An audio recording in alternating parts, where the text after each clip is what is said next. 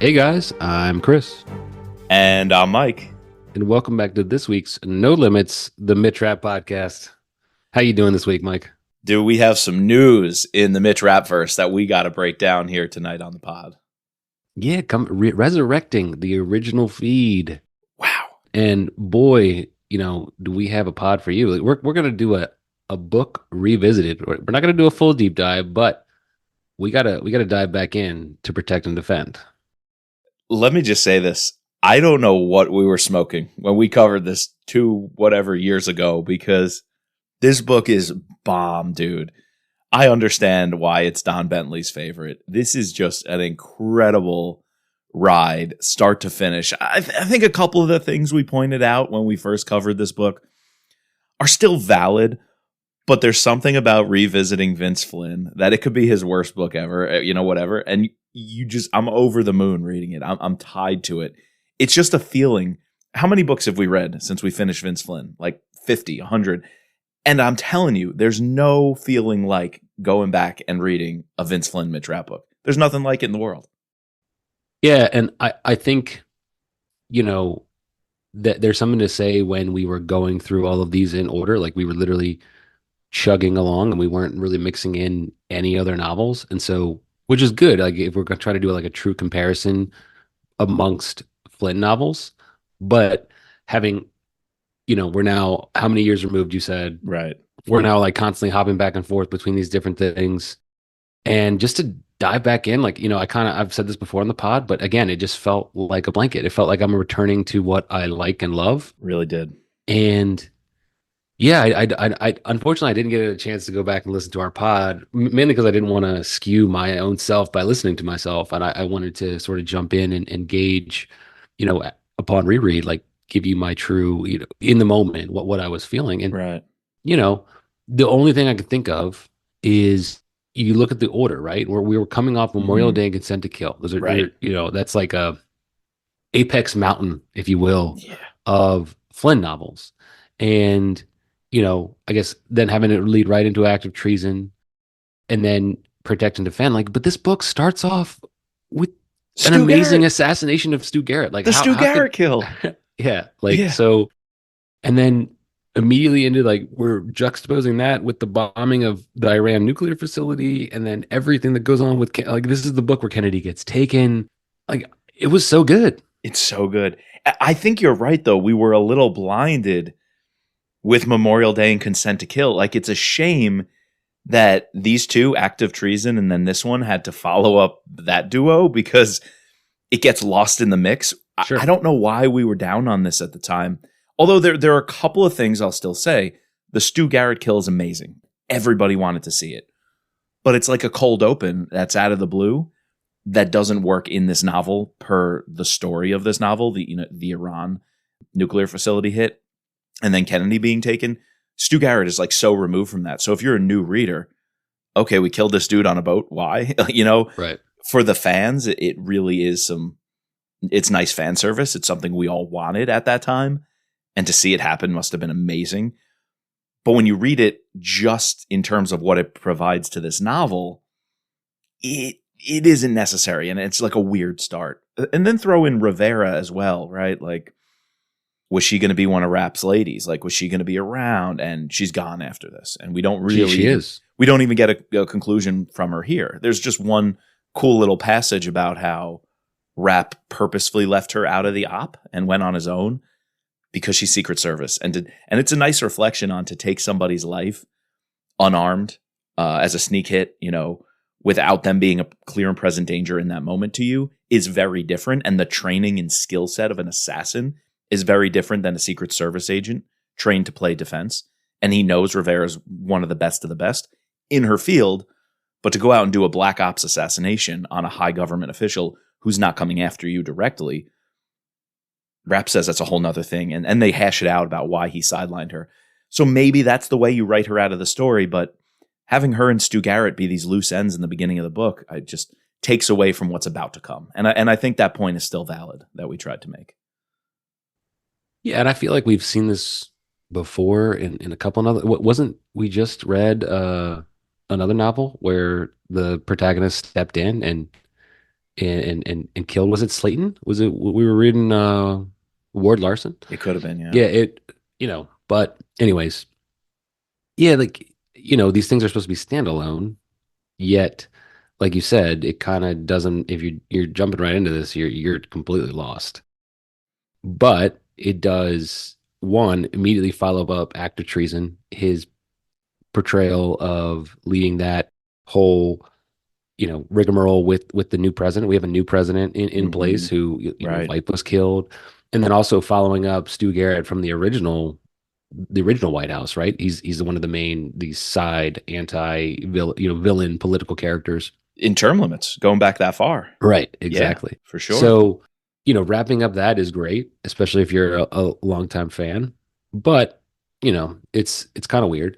And then we're immediately with these new characters. And I thought that the character development with Ashani, like I really like him. Great Like he's character. a likable villain. Like and Very then much. Mukhtar, like he does a good job of setting up the this juxtaposition of these two Iranians, or I guess the one is from Lebanon, but these two people who could be are a part of a society, but can lead their societies down completely different paths. Yeah. And this is something that both Brad has echoed, multiple of his writing. Vince obviously has echoed throughout his writing, and Kyle as well. There's history is told by who tends to be the loudest, and like you need to not stand by. Like so, putting all that aside, I think Vince does a great job. Classic Vince, Really is. getting us to buy in to these characters. Even like the buy-in of like we don't ever meet this guy again, but the guy who was like head up in Mossad. The janitor guy. Yeah, Yeah, exactly. Who blew the facility. inserts himself as the janitor. He's like what, second in command, and like it says something like crazy, like Yeah. but he's like, I got to go in, I got to do this, like His final act. yeah, getting those little backstories. Although he does survive, I presume, right? He gets out, but I think he had an escape plan, so he could be out there in the universe, probably past now, but like probably like Skip McMahon's age kind of guy, He's an right, old right. timer. Yeah, I think he does get out. It's a pretty cool loose end. Again, that Vince is the master of that. I remember Senator Fitzgerald, I think it was, Hmm. in term limits, like how he's described as this fat cat. It was a super cool passage in Vince's first published book, and he's And then still doing then he that in dies. this one. These Yeah, characters who are not going to be around, but they stick with you. He tells such a good story. He makes you care so much about their backstory. He's fixing radios and things for all the workers at the Iranian facility to get into their homes, get to know them, so they lower their guard. He's just a maintenance man, but he's secretly planting bombs in his workshop in the little the lighting security fixtures and lights. things. Yeah, Yeah, yeah. I just think, and that's such a small slice of this book in terms of page time, but it's just fantastic storytelling. And then, like you said, Ashani, we're also getting to watch Ashani piece together what is going on behind his back. It's that palace intrigue inside of Iran's highest levels on the Supreme hmm Council. And I think the fact that we're seeing that through Ashani's eyes, who's an Iranian high-ranking official, an intelligence guy, yet he's starting to see this Amatullah, supreme leader. I don't know if we could trust him. And Mukhtar, he saved his life and then regrets it, during the explosion. He's like, we're in bed with Hezbollah, all these groups. He has that great conversation with Kennedy. I think you're absolutely spot on in saying Vince's character writing is the best of the best, and that's all happening here. And just his writing in general, I don't know if you saw, I did a tweet. It was about 20 tweets long. I did a tweet chain with one quote from each of the first 20 chapters. And some of the stuff is just outrageously good. Go check that out, man, because like, I don't I know. haven't seen that yet. I don't know if we've encountered consistently as good writing, even in what an author might consider one of their mid-tier books. I would say, like Protect and Right. Defend. No one automatically thinks of Vince Flynn and goes, "Oh, that's his best," or "Oh, that's top 5." I know Don, it's his favorite. He said. That's why we're talking about it, because Don said it's his favorite. So Agreed. But how many people across the fandom instantly will bring that one up, or even put it in the top 3, top 5 conversation? It no, sometimes gets forgotten. Yet it's it has middle so of the many pack. gems. It's definitely middle of the pack. It is, but it has so many gems. Is my point. Like even your mediocre work is just you revisit it, and I'm like, this is one of the best things ever. Yeah, and you have Mitch as a man on a mission. You see him interrogations. You see Marcus playing a role on in the ops. I also felt like Vince does a great job with setting here, and I feel immersed, like both in Mosul on the ground. Yep. We're interacting with the CIA station chief. It was pretty funny. Rob There's that Ridley one. too. There's Rob Ridley. There's that one scene where Mitch is like sleeping or trying to sleep, but he keeps getting woken up by like gunshots, then bombs, Yep. while the station chief is just like snoring away. Stillwell. Yeah, Just he's yeah, good. still well. It's just those like little tiny things that flesh out the setting and make you really like get immersed. Yeah. Get immersed in this story. And then, like you said, the palace intrigue, like the jumping back and forth between the different party players, the sort of like mad dash to the finish with the cell phones, and you know, ultimately he decides to give up all this information. He becomes a traitor essentially, and gives the information to Rap so Kennedy can be freed. Yeah. Also, did we? I don't know if we mentioned on our pod. Maybe we did when we did this first time. But the submarine The scenes are kind submarine. of cool. I was about to say, if you're talking setting, we cannot leave out the scenes on the sub. And dude, we definitely talked about it. I even did an interview with one of our listeners. Oh, I think that's his name why was we Ben, did that interview. Submariner Ben. Yeah, And yeah. he was picking apart kind of the leadership dynamics, what's talked about on the sub life, and how it's described. So I think we got into that. And I loved it then. I love it now. That subplot is delightful. It's thrilling when that thing is like shadowing the tanker and doing these figure eight moves, and we're trying to figure out what the hell is going What are they on. doing? Yeah. And then it opens its torpedo hatches. I'm like, bro, like that's insane. And I really like how it doesn't need Mitch to all of a sudden jump onto the sub and start commanding things and he's going to insert and do some mission. Sure. It was connected tangentially because that sub had the data the president can use to call Iran's bluff and Right. basically de escalate tensions with strength. And so that subplot helps the president, show his power, which gets the readers, the audience on the president's side. It gets Mitch and Irene and all our players on the president's side because he really doesn't shrink and cave to these demands. When the Iran starts demanding at the UN sanctions and, we're going to close the strait, no more travel in and out of the Gulf and everything. I'm like, this is high stakes stuff going on. And our president rises to the occasion. I don't know if we'd have the gall with any administration of our lifetime, Chris, to be able to handle a scenario that well. And it just escalates this president after, losing Hayes. We're like, what's next? And I think this allows Alexander to really put his foot down. Yeah, it's kind of the first time we've seen Alexander, right? That last book, he was, the mournful husband, the Right. brand new, president elect or brand new president. We thought he was just a cuck. Oh yeah, he was president elect because he was campaigning because it was the assassination was to get him elected. And so, we're going to be with Alexander for quite some time. Like Alexander is all the way up until, Kyle was writing, right? So this is the first time we're going to see him in action. Vince does a great job setting him up. He's going to be a strong, powerful character, this Alabama football player. Yeah, no, and I like how you mentioned like how the B plot didn't have to, it's like sometimes we're reading these things where like every single thing has to interlace, Yeah. like whereas this is like just interlacing like tangentially. It was perfect though. It's important for the story, Yeah. Huge but impact. exactly. But like you said, Mitch doesn't have to come in and save the day by hopping on a sub or like taking command of the sub or whatever. It can Yeah. just exist by itself and be a part of the story. So yeah, so we're talking about this because Don mentioned that this was his favorite book. And I don't know if we talk about this on one of the pods, but we found out that the next book, Rap 24, is going to be a prequel. Not the prequel we all wanted, but Yeah. not the Well, prequel we deserve, but the prequel we're getting. Uh Rep 23, first of all, but term limits, of course. It's 24 with term 24. limits. Right, Yeah. right. So what you might be asking, why are we talking about protect and defend? Because immediately when he said it's going to be a prequel. My favorite book is Protect and Defend, and I think he even said like Protect and Defend Is very important. is very important It's to very him. important to his book. And Yeah. what I was assuming is that it's very important to this coming book. And so Yeah. naturally, I'm reading the story, and I'm like, all right, I'm trying to pinpoint what loose end could he pull on.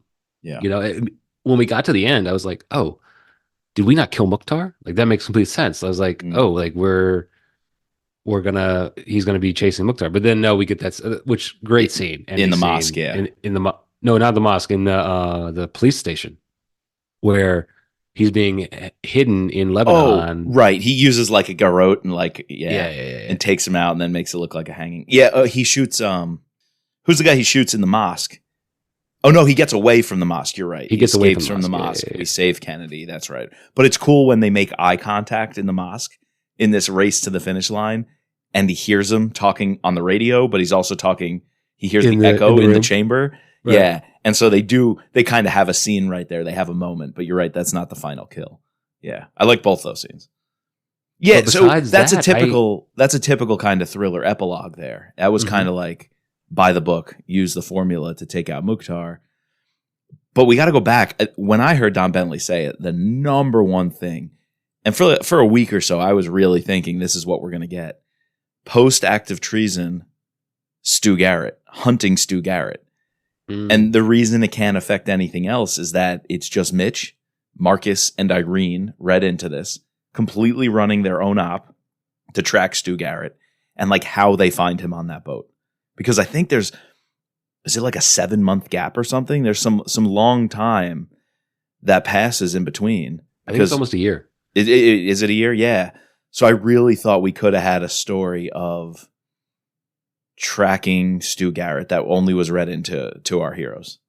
But I don't Yeah, but know. he kind of explains like how he did it, like in the first couple chapters. So We can get more on that. I know, but there's nothing there, like besides, They find him. Yeah. yeah, besides they find out. You Well, know, what it's if they like had a few close calls and he got away or slipped the net, maybe slipped the drag net? But that's not it. And we know that's that's not it. yeah, we know that's not it because why? Well, you tell me because I haven't watched The Clue yet. So, All right, well, you watch the clue and then we can talk about all it right, because second we clue. got the second clue. The first clue was that it was going to be a prequel, It's going to be a prequel. and It that was this book not was going back to kill shot times, right. but protect and defend was important. So I'm thinking Stu Garrett. We were possibly thinking Mukhtar, maybe someone else in Hezbollah or someone else in the Iranian regime. I don't know, but hold on. Let's see. What is the second clue? I'm going to watch it now. Get a reaction here. DB squared over here. We got David Brown, Don Bentley. They're toying with us. Every time a new book is announced, we got to play some games, man, to get the title in the cover. We got to go through hoops. They don't make it easy for us. No, they don't. All right, part 2. Here we go. Hey everybody, good Monday morning. Don Bentley here, and this is your final clue for Mitch Rapp 23 so that you get a chance to be a Mitch Rapp ambassador in 2024. So you remember last Monday I told you Mitch Rapp 23 was going to be a throwback book.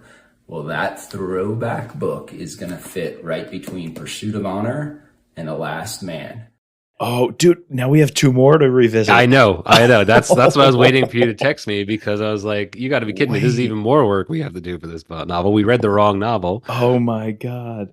That's deception of the highest order. They threw Yeah, us exactly. off. They threw us off, man. Hold on, wait. Last Man. It's in between The Last Man and Pursuit of Honor.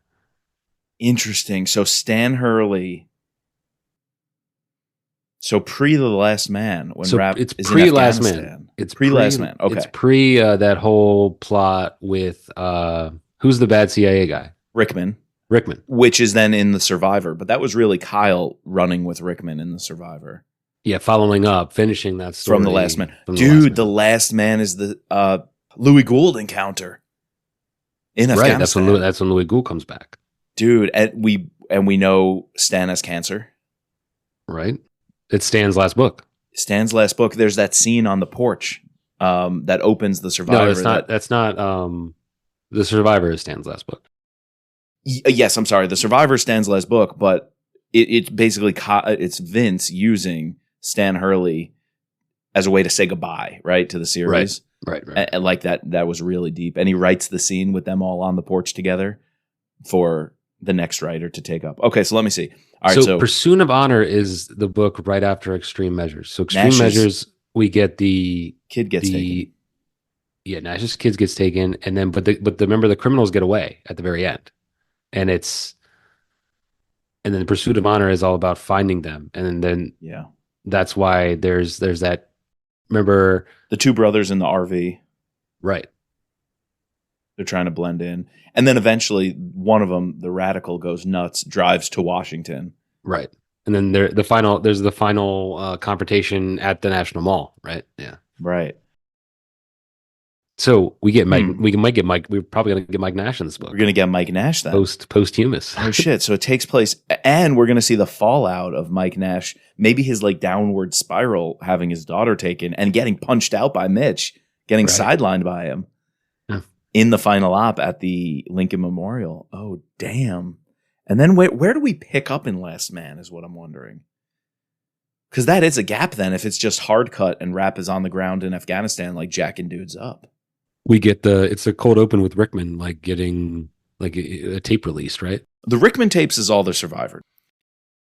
Well, maybe you're right. Rickman's torture. Yeah, remember because it's all about the Last Man is all about because they think that it's not till halfway through the novel we realize that Rickman is bad. Right, and he faked it. Okay, so but the whole Rickman being tortured, so we think, is the Last Man. We start in Afghanistan where he's at a CIA safe house. There's 4 dead bodyguards and a missing CIA operative named Joe Rickman. Yeah, and our notes say everyone had reservations about Mike Nash coming back in. So we're definitely going to have to see some of the fallout from his family Right. getting involved here. Okay, you're right. It is Rickman. My bad. All right, well, dude, you know what this means? We're just going to have to do another revisited Pursuit of Honor and The Last Man. That is not somewhere I would have guessed has some storytelling to plug in. We're all thinking like post-kill shot, pre-Stu Garrett's death, all these earlier times. That's such an interesting one, an obscure one, I might say, to go back to. And then the other thing that he put in was it's going to have something to do with an event that took place in 2011. Oh shit. Okay, let me finish the clue here. I jumped the gun. Oh yeah, here it is. So here is your final clue, and then the question that you need to answer. Your final clue is the book takes place in 2011. So here's the question. What event happened in 2011 that you think Mitch Rapp might have had a hand in? So click the link below, answer that question, and I would love if you also put your guesses in the comment section. Good luck, and remember, Mitch Rapp lives. Hold up. So this is going to be a real world event that Mitch Rapp was involved in. Or is that just the clue?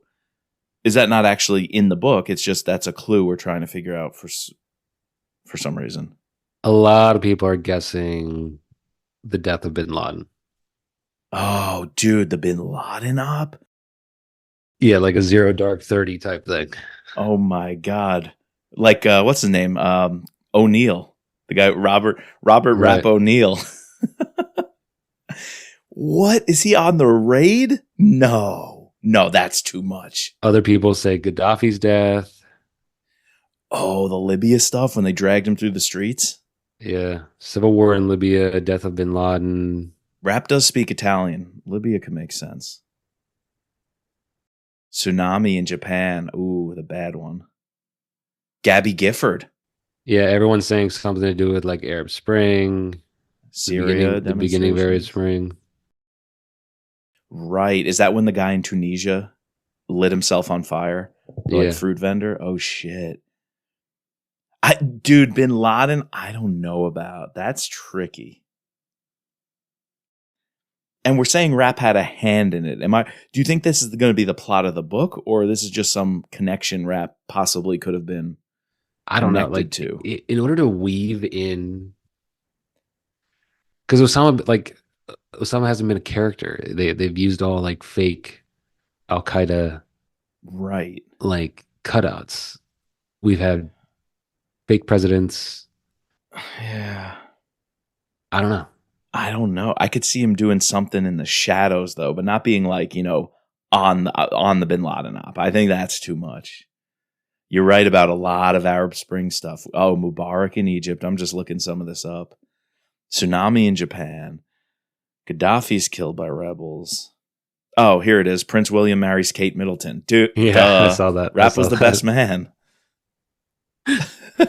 He has to like save the wedding. Oh, Some terrorist attack is gonna happen. Steve Jobs died. Can you imagine if Mitch poisoned Steve Jobs? Poison Steve Jobs with an apple because that's all he ate, Oh my or a pear, God. like one pear a day, right? Death of Kim Jong il. Mm, Yo, that okay. was a year. 2011 was a year. So we have to figure out some real world event in 2011. It's going to take place between these two books. Wait, so that gives Vincent, us. Do we know the book took place in 2011? Like Pursuit of Honor, Into the Last Man? Were there any hints or clues in the established universe already that told us that? Or is that well, when did The Last Man come out? true? I guess when it was released. Let's see. Was that the release? 2012. Yeah. So Okay. it was published that year in I 2012. guess I wasn't completely under the assumption that the real timeline matched up with the rap verse. So, 1 to 1. Interesting. I want to listen again to the clue. Do you think does he say that story is in the book, or it's just possible rap had a hand in it? Listen to it again. You need to answer. Your final clue. You need to answer this is the question. book takes place in 2011 and happened in 2011 that you think Mitch Rapp might have had a hand in. So click the link below, answer. You think Mitch Rapp might have had a hand in? Do you think he's trying to say that's the plot of his book, or it happens in his book, or is it just a fun guessing game to be like, which one of these things might have Mitch been involved in? I'm not going to write about it, but it's possible. I don't know, my dude. I don't That's what we know. got to figure out. So now, what year did Kill Shot come out? So Pursuit of Honor was the 2009 book, and then that's when we get American Assassin is the 2010 book, and then we get two books in 2012 because Kill Shot was February, and then I'm guessing it was delayed, and then The Last Man was in November. So Killshot was Vince's second to last book. Mm-hmm. Yeah, I don't know if I realized that. Okay. So he did Pursuit of Honor, then went back to the American Assassin origin. Then we get American Assassin. Yeah. And then the only cutback to the modern era that he did was Last Man. Interesting. Dude, we're going to have to read these two now, and we're going to have to try to think about who and what could have happened between these two books. And then the other like wrinkle of it all is how does the book we just read and talked about fit into it? Because obviously he said, You mean Protect and Defend? right. He said it's Very important to him. Yeah. So my only guess is that it has something to do with Iran, which would make sense because of like what's going on currently. But he's going back in time, 2011. So if it has to do with Iran and what they did in Protect and Defend, the book we just talked about, they're basically trying to show a hardline response to a terror attack, taking out their nuclear grid. mm-hmm. So they're going to want to try to recover that. They need to save face in the world somehow. And you've got to imagine the Arab Spring movement. Well, this is tricky because let's say Iran is in a weak spot from the events of Protect and Defend, and the American president just bossed them, just like completely bullied them, and they had to cower to that. So they've been defaced. Ashani essentially takes control, right? Because him and the supreme leader and the Ayatollah Najjar, who was another like high-ranking official, like they oust Amatullah. They essentially oust Amatullah. They agree that like all this stuff that he was doing was not the direction they They want were to going to go. reform. Yeah. They want a little bit of a reform. So like how is all that going to play into it? So then, does that mean our relationship with Iran, that new administration, are we going to usher in like a new wave of détente, peaceful cooperation, and then the Arab Spring upsets that somehow? Could be. Or Mitch starts the Arab Spring. Dude, that would be insane. Mitch lights the guy in Tunisia on fire at his fruit stand. No, just kidding. Mitch is in Tahrir Square taking down Mubarak and the Egyptian protests. Dude, I could see that. He's in Libya. Yeah, he's in Libya. Destabilizing the. It's going to be a North Africa book, I think. Whether you go from Egypt to Libya to Tunisia, I don't know. That could be it. Yeah, it's interesting. That could be it. And we just read a good book on the Arab Spring, a We fictional did. take on the Arab Spring, which is going to be a lot of fun to get into. So, what do you say we wrap this one up? We come at you guys next time on the Mitch Rapp podcast with our revisited edition of Pursuit of Honor and The Last Man. We'll do a little twofer. And Chris, I think before we finish those books, we're going to get on here with the title and cover reveal. That's got to be coming next. They've teased this thing long enough. Yeah, normally they do it in February and March, so we should be getting it soon. And also, don't we have the cover by the time the ambassador stuff really picks up? Yeah, because it's 'Cause all people like wanna part put of their the logo. promotional. Yeah. Yeah. It's the title comes the title.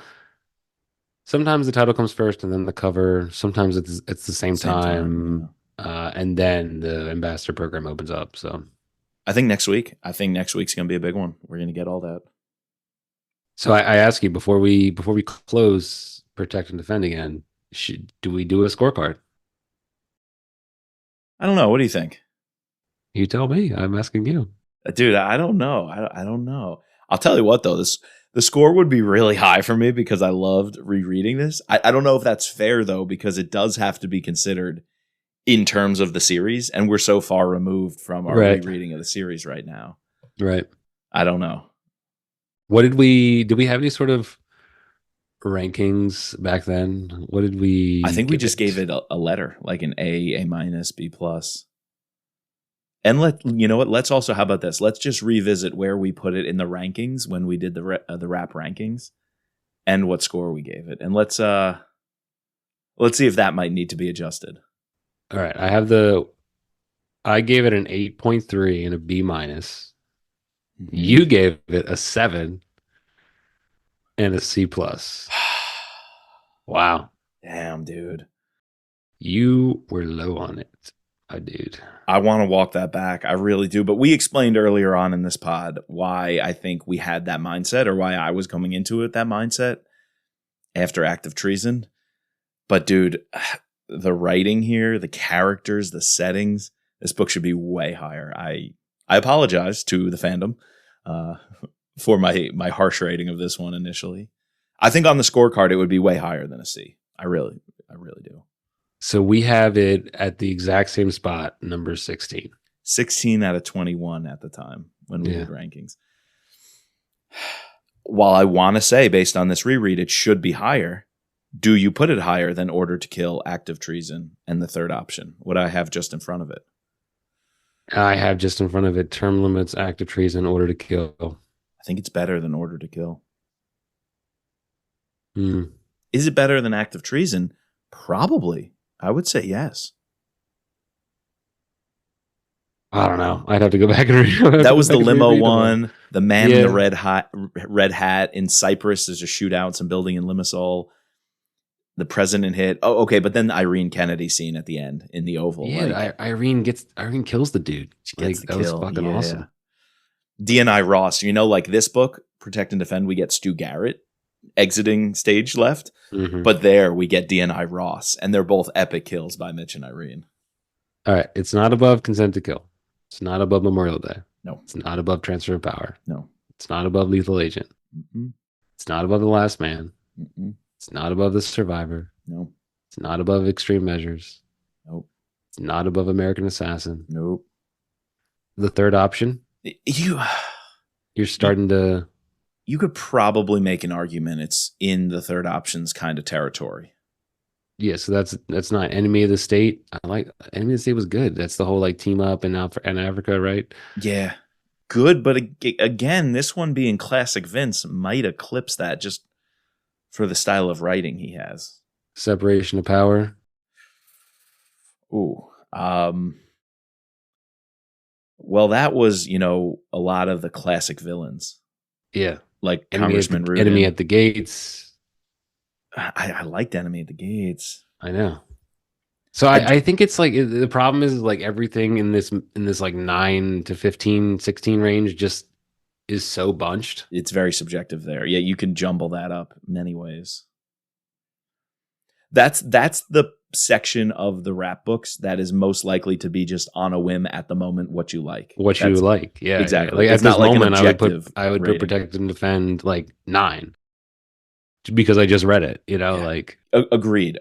It definitely doesn't crack above that, but I would put it probably there 10 right because now. I really do like the third option. That's like one of my favorites. Dude, if we read the third option tomorrow, you and I would both be probably putting it like top 5. If we read any of them, I think if we read Term No, if Limits we tomorrow, read Executive Power, we would not put it top 5. Executive Power and Pursuit of Honor, they're going to stay down there. Yeah, so it's funny. We both have Pursuit of You have Pursuit of Honor, your least favorite rap book. Yeah, I know, I do. I do think that's one I'll stand by though after rereading it. And I did not like Total Power. But I've got The Last Man in third, so this transition is going to go from my least favorite book to my third favorite book. To your third favorite book, yeah. Let me ask you something here. What for you would be a knock out of the park from Don? If you read Don Bentley's book and just closed it over, and you're looking at this list, what would satisfy you if it's able, how far it's able to creep up this list? Because I don't want to have any expectations. It could be number 22, and it could still be a great book just because you're up against Kyle Mills and Vince Flynn. But what would be for you like, I'm over the moon happy that this is in the rap universe?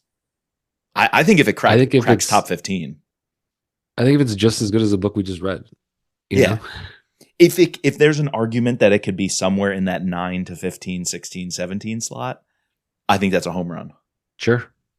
If it clearly establishes itself as Don's first book and it's not in the bottom 5 of all rap books, to me that's a win. I think so. I think it's a little bit disappointment if we're immediately just like, it's not working. Yeah. And there's an equal likelihood we go, this is automatically in the top 10. Mm-hmm.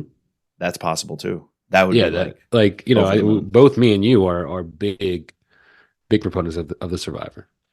Right, Kyle was able to do it exactly. Which is not. I don't think I think we're in the minority there, but I think people are a little bit. What I want to say. Don't give the Survivor a fair chance. Some people don't give it a fair shake. But you put it in the 6th spot, and I got it in the 8th spot. I know. So we're open to whatever Don's able to pull off here. We were open-minded with Kyle when he did it and clearly pulled it off. So fair dues. Let's see what he comes up with. I'm excited. Mm-hmm. Very true. You have Consent to Kill as 6. Dude, I remember that was controversy when I put Consent to Kill a little lower. I was struggling to move it into my top 5, and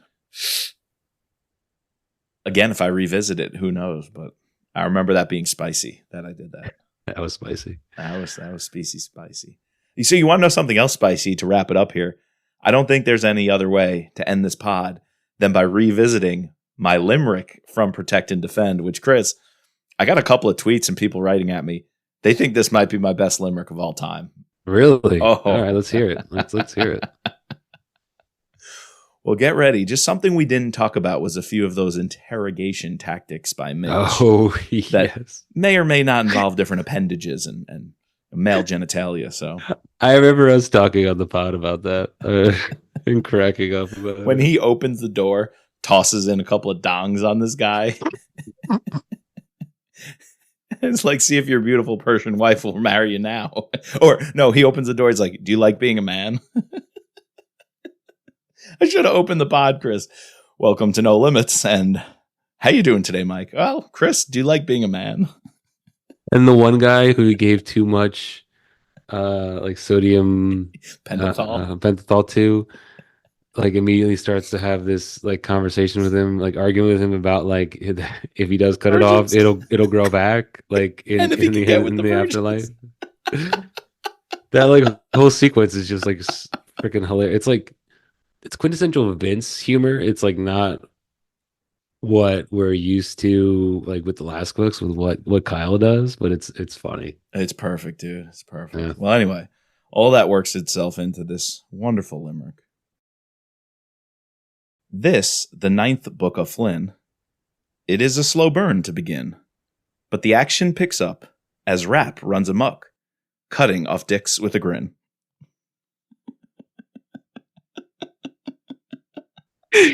Guess you're only limerick with the word dicks in it, I think. Well, the only one I've published with the word dicks. Yeah, true. You're like that guy from Superbad. Just got a book of dick limericks. You mean McLovin? He's an organ donor. Well, actually, my original limerick had dongs in it, and I can't remember if I said dicks or dongs, but I remember going back and forth. I wasn't sure which to use. We're still kids at heart, you know. Do you like being a man? Imagine sitting in a cell in pure isolation, terrified, out of your mind about what they're going to do to you. And Mitch Rapp opens the door, says, "Do you like being a man?" and tosses a dude's dick onto your chest. No, I couldn't. Bro. I'd scream. I'd go crazy. I'll tell you whatever you want. Whatever you want. Vince was something else. Vince was special. Yeah. Special. Yes. Yes, very much so. All right. Well, we got to thank our patrons, our special operators, Sherry F and Jason C, our special agents, Ben, Daryl, Kevin, George, Matt, Don, Peggy, and Mark. Please subscribe, rate, and review using Apple Podcasts. You can find us at thrillerpod.com or on X or Instagram at thrillerpodcast. And as always, just let Mitch be Mitch.